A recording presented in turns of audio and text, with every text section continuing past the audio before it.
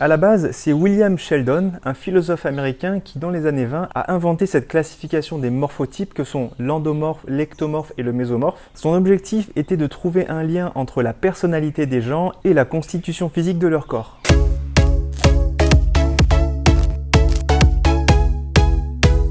Salut, c'est Christophe.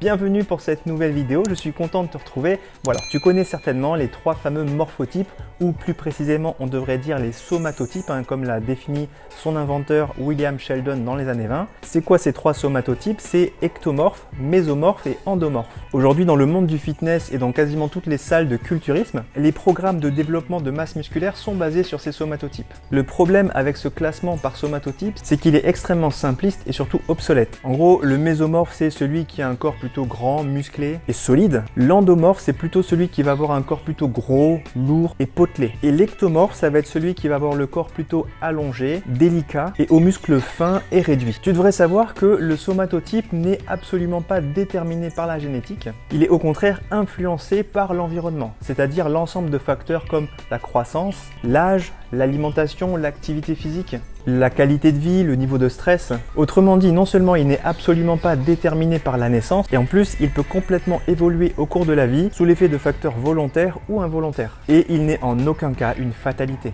Donc si on t'a fait croire que tu ne prendras jamais de muscles parce que tu as un corps ectomorphe, ou que tu ne serais jamais mince ou fin parce que tu as un corps mésomorphe, eh bien on t'a raconté n'importe quoi. Parce qu'on a souvent tendance à entendre que les endomorphes ont un potentiel moyen pour la musculation, que les mésomorphes seraient naturellement doués et que les endomorphes seraient naturellement mauvais. Ce typage n'a malheureusement rien de scientifique, comme je te le disais, c'est William Sheldon, un philosophe, donc il n'y a pas d'études scientifiques derrière ça, qui a créé ce modèle en se basant sur l'observation de photos. Il a observé des milliers de photos d'étudiants nus des grandes universités américaines qu'on appelle l'Ivy League, c'est-à-dire Harvard, Yale, Columbia et il y en a 2-3 autres. Et ce typage, ou plutôt ce morphotypage, a été exagérément utilisé dans le domaine de la musculation, alors qu'aucun autre domaine, qu'il soit scientifique ou médical, ne se réfère aujourd'hui à ce modèle des somatotypes. Ce qui se comprend parce que ce modèle n'a rien de démontré ni rien de logique scientifiquement. Au départ, cette observation était liée à une étude sur la criminologie. En effet, Sheldon estimait que le physique des gens était étroitement lié à leur comportement et à leur tempérament. Par exemple, l'endomorphe, qui aurait un système digestif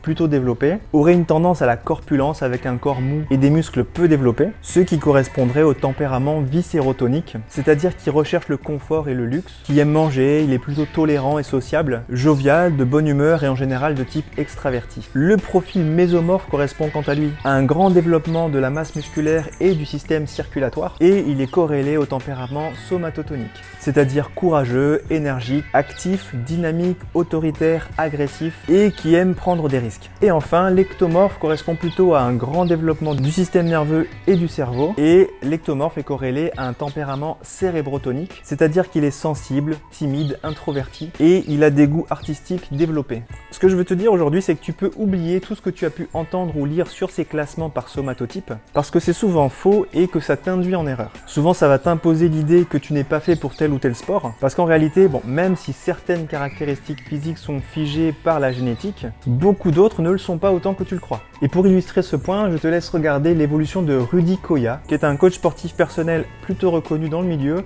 À ses débuts, il était tellement fin qu'on le classait en tant qu'ectomorphe, mais aujourd'hui, après sa transformation physique, on pourrait carrément le classer comme mésomorphe.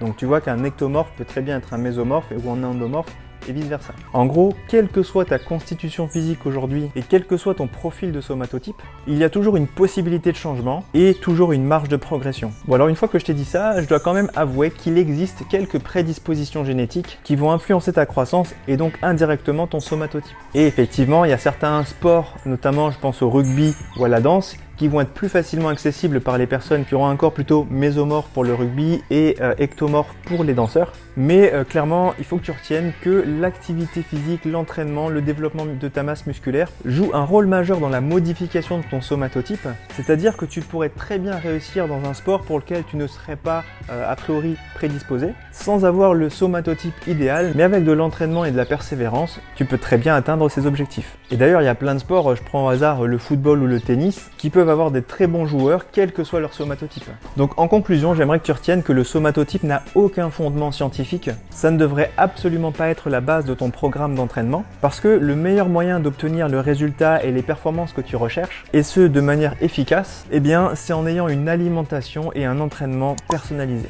Maintenant tu sais. Dis-moi en commentaire si ton morphotype t'a empêché de faire des sports que tu voulais faire ou d'avoir les résultats que tu recherchais à cause des croyances qu'on a pu véhiculer autour de tout ça. Et bien voilà, ça c'est dit. Moi je te donne rendez-vous la semaine prochaine pour une nouvelle vidéo. D'ici là, prends soin de toi. Ciao ciao.